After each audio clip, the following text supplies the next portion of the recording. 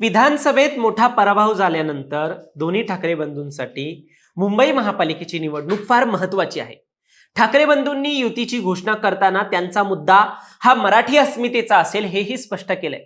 पण सत्ताधारी पक्ष म्हणतायत दोन्ही ठाकरे बंधूंनी मराठी माणसासाठी काय केलंय? आज मराठी माणूस मुंबईच्या बाहेर जाऊनच तर सेटल होतोय. आता हे सगळे आरोप प्रत्यारोप होत आहे. राजकारणात हे सगळे होत असतात. निवडणुकीच्या आधी आपण देखील पाहत असतो. पण या सगळ्यात महत्वाचा प्रश्न म्हणजे विधानसभेच्या मुंबईतल्या टक्केवारीनुसार कोणाचे किती नगरसेवक जिंकू शकतात. आणि हेच जाणून घेण्यासाठी आपण विधानसभेची मतांची टक्केवारी पाहणार आहोत आणि एकूण यावरून काय अंदाज घेता येतोय, कोणाचे नगरसेवक कसे जिंकून येऊ शकतात हे समजून घेणार आहोत. दरम्यान तुम्ही चॅनलवर नवीन आलाय तर लगेच सबस्क्राईब करा प्राईम टाइम महाराष्ट्राला, कारण असे राजकीय घडामोडी आणि घडामोडींमागील राजकारण आम्ही नेहमी तुमच्यासाठी घेऊन येत असतो. माझं नाव ओमकार साळवी आणि या विषयाला आपण सुरुवातीपासून सुरू करूया. तर मंडळी, अधिकृतपणे उद्धव आणि राज ठाकरेंच्या युतीची घोषणा झाली आहे आणि आता 16 जानेवारीला स्पष्ट होईल की मुंबईमध्ये बाजी कोण मारणार आहे. राज ठाकरेंनी मुंबईत महापौर मराठी माणूस होईल आणि आमचाच होणार असा दावा केलाय.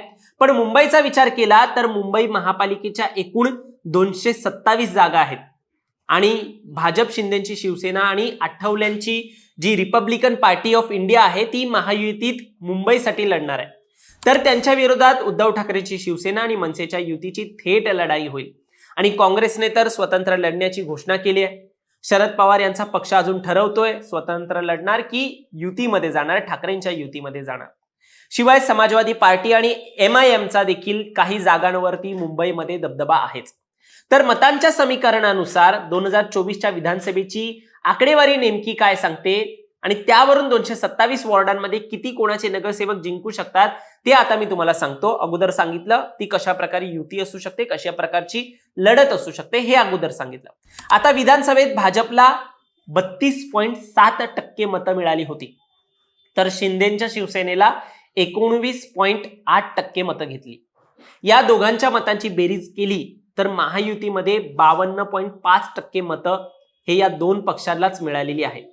तर त्यांच्या विरोधातील ठाकरेंच्या शिवसेनेला विधानसभा निवडणुकीमध्ये मुंबईत 26% मतं मिळाली होती आणि मनसेने 8% मतं घेतली. त्यामध्ये एकही आमदार मनसेचा निवडून आलेला नव्हता.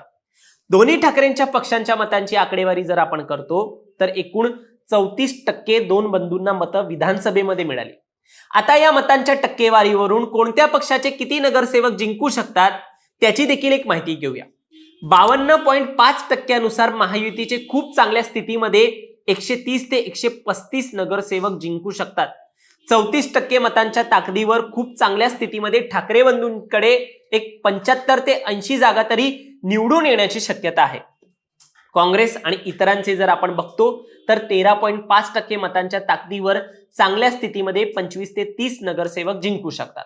सामान्य स्थितीत विचार केला तर महायुतीला 118 ते 128, तर उद्धव ठाकरेंची शिवसेना आणि मनसेला 65 ते 75 आणि काँग्रेस आणि इतरांचे मिळून 18 ते 25 नगरसेवक जे आहे ते निवडून येतील.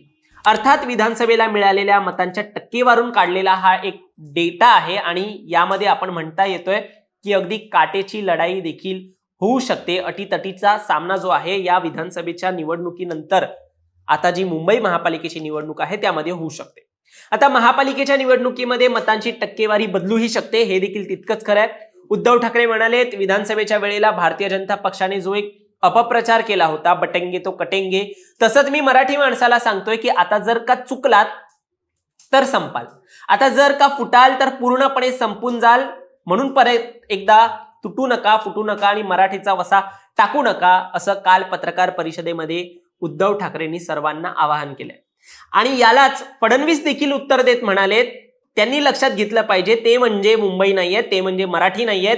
ज्या प्रकारे मुंबईकरांचा विश्वासघात या मंडळींनी सातत्याने केलाय, ज्या प्रकारे मराठी माणसाला मुंबईच्या बाहेर घालण्याचं काम आणि पाप यांनी केलेलं आहे ते पाहून मराठी माणूस यांच्या सोबत नाहीये. आणि ज्या प्रकारे अमराठी माणसावर सातत्याने हल्ले केलेत तेही यांच्या सोबत नाहीयेत. मुंबईमध्ये यांच्या सोबत कोणही येणार नाही. यांचा ट्रॅक रेकॉर्ड हा केवळ भ्रष्टाचाराचा आहे, असं फडणवीसांनी दोन बंधूंना एक टीका केली आहे, त्यांच्यावरती अशी टीका केली आहे. आता हे फडणवीस यांनी म्हटलं असलं तरी मुंबईमधली राजकीय लढाई हे दोन्ही बंधू जनतेला भावनिक आवाहन करत मराठी माणूस, मराठी अस्मिता आणि मुंबई तोडण्याचा डाव या 3 मुद्द्यांच्या अवतीभोवती एक फिरवू शकतात. मात्र भाजपाने मुंबईचा विकास आणि कोरोना काळातील भ्रष्टाचार या आरोपांसह मराठी माणसांना मुंबईतच घर देण्याच्या वायद्याने एक उत्तर देण्याचं ठरवलंय. मुंबईमधील निवडणूक दोन्ही ठाकरेंसाठी फार महत्वाची आहे. गेली 25 वर्ष उद्धव ठाकरेंच्या शिवसेनेची सत्ता मुंबई महापालिकेमध्ये राहिली आहे, तर भाजपने यावेळी आपला महापौर करण्याचा एक चंगच बांधलाय आणि ठाकरे बंधूंवर भाजपच्या शेलार यांनी देखील एक प्रश्नांची सरबत्ती सुरू केलेली आहे. शेलार यांनी 2 बंधूंना टीका करत म्हटलंय, आता जे 2 पक्ष एकत्र आले तेच 2 पक्ष का निर्माण झाले होते, याचं उत्तर मराठी माणूस आणि राज ठाकरेजी, उद्धव ठाकरेजी तुमच्याकडून विचारतोय.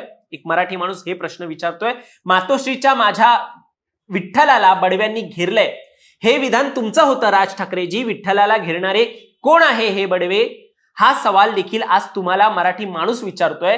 4 कारकून पक्षाचा एक ताबा घेतात, कोण आहेत ते 4 कारकून, आणि मग आता या बडव्यांशी आणि कारकुनांशी तुम्ही घरोबा का केला, आता अचानक हात मिळवणी कशी केली, असा प्रश्न आता शेलारांनी देखील विचारलाय.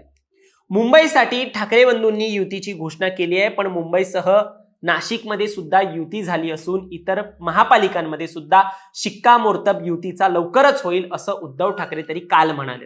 मात्र आता एकनाथ शिंदे देखील यावर प्रतिक्रिया देत म्हणतायत, झालेल्या युत्या सत्तेसाठी, खुर्चीसाठी आणि आपलं अस्तित्व टिकवण्यासाठी केल्या जात आहेत. युती कुणाशी पण झाली असेल तरी सुद्धा महायुती या महाराष्ट्रामध्ये मजबूतीने उभी राहील असं एकनाथ शिंदे यांनी वक्तव्य केलंय.